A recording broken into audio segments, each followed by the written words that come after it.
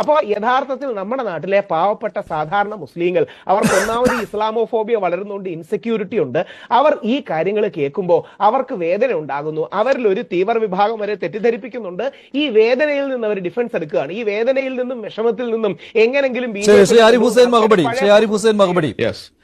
രണ്ട് കാര്യമാണ് നമ്മളിവിടെ പറഞ്ഞത്. മുസ്ലിങ്ങളെ കുറിച്ചല്ല, ജിഹാദികളെ കുറിച്ചാണ് പറഞ്ഞത്. ജിഹാദികളെ കുറിച്ച് പറയുമ്പോൾ എന്തിനാണ് ഈ മുസ്ലിങ്ങൾക്ക് വേദനിക്കുന്നു എന്ന് പറയുന്നത്?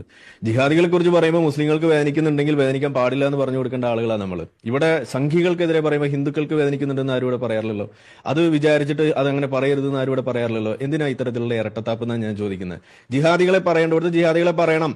അവിടെ മുസ്ലിങ്ങൾക്ക് വേദനിക്കുമെന്ന് വിചാരിച്ച് മിണ്ടാണ്ടിരിക്കുന്ന ആ ഇരട്ടത്താപ്പിന് എന്നെ കിട്ടില്ല, ഒന്നാമത്തെ കാര്യം. പിന്നെ കാഫിറിനെ കൊല്ലണം എന്നുള്ള നിയമം ഉണ്ടെങ്കിൽ ഏതെങ്കിലും കാഫിറിനെ പിടിച്ച് കൊന്നാ പോരെന്നാ ചോദിച്ചത്. എന്ത് വാദാന്നാണ് ഞാൻ ചോദിക്കുന്നത്? കാഫിറിനെ കൊല്ലാൻ ഒന്നാമത് പാകിസ്ഥാനിലെ കാഫിറിനെ കൊന്നുവന്ന് തീർന്നു കഴിഞ്ഞു. ഇനി ആകെ എണ്ണി പെറുക്കിയെടുക്കാൻ ആകെ 5-10 ഉള്ളൂ. അവിടുത്തെ നിരന്തരമായിട്ടുള്ള ഒരു പ്രശ്നമാണ് ഈ പറയുന്ന മൈനോറിറ്റിക്കെതിരെയുള്ള പെർസിക്യൂഷൻ. അതിനെക്കുറിച്ച് ഒരു 2 വാക്ക് പറഞ്ഞ വളരെ നല്ല കാര്യമായിരിക്കും, പുണ്യം കിട്ടുന്ന കാര്യമായിരിക്കും. ഒന്നത്. ഇനി ഇവിടെ പറഞ്ഞ പ്രശ്നം, ഇതിൽ മതമുണ്ടോ? മതമുണ്ട്. ഗസ്വായ ഹിന്ദ് എന്ന് പറയുന്നത് മുഹമ്മദ് നബി പഠിപ്പിച്ച കാര്യമാണ്, ഹദീസിലുള്ള കാര്യമാണ്. രാഹുൽ ഈശ്വർ അത് കണ്ടിട്ടുണ്ടോ?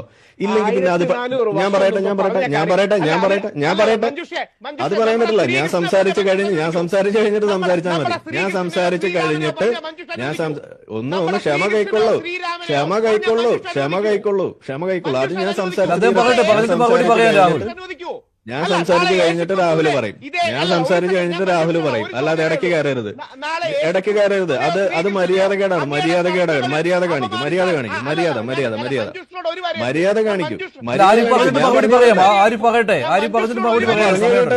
നിങ്ങളിതിനെ അസഹിഷ്ണുതയാവുന്നത് ഉള്ള കാര്യം പറയുമ്പോൾ കിടന്ന് തിളയ്ക്കുന്നതിനാണ്. ഉള്ള കാര്യം പറയുമ്പോൾ കിടന്ന് തിളയ്ക്കേണ്ട ഒരു കാര്യമില്ല. ഉള്ള കാര്യം പറയുമ്പോൾ തിളയ്ക്കേണ്ട കാര്യമില്ല. ഉള്ള കാര്യം പറയുമ്പോൾ തിളയ്ക്കേണ്ട കാര്യമില്ല. ആദ്യം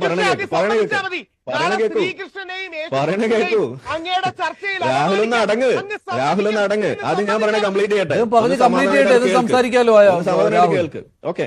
ഇത് ഒഴിഞ്ഞ ചെണ്ടയാകുമ്പോഴാണ് ഇതുപോലെ ഒച്ച ഉണ്ടാക്കേണ്ടി വരുന്നത്. നമുക്ക് അതിന്റെ ആവശ്യമില്ല. നമ്മൾ വളരെ ക്ലിയർ ആയിട്ട് പറയുന്ന കാര്യമാണ്. ഇവിടെ ഒരു പ്രസിഡന്റ് ഉണ്ട്. എന്താണ് ഇസ്ലാമിനെ ഇതുപോലെ മുന്നോട്ട് നയിക്കുന്നത്?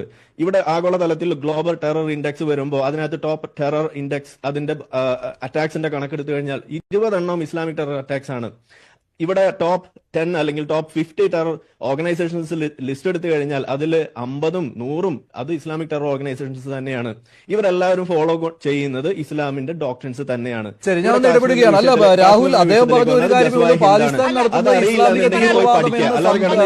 സമ്മതിക്കാൻ എന്താണ് മടിയുള്ളത് എന്നാണ്. അത് എല്ലാ മുസ്ലിങ്ങളെയും പറയുന്നതല്ല, രാജ്യത്തെ എല്ലാ മുസ്ലിങ്ങളെയും പറയുന്ന കാര്യമല്ല.